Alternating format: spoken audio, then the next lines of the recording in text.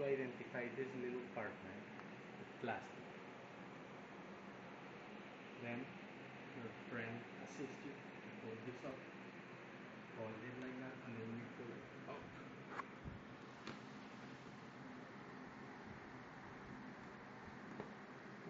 Be careful with the eyes of your friend. If you see, there's a little hole here, right? In this hole is where you're going to put this part. That will prevent this from happening again. You see? You fix it. You can put glue if you want. So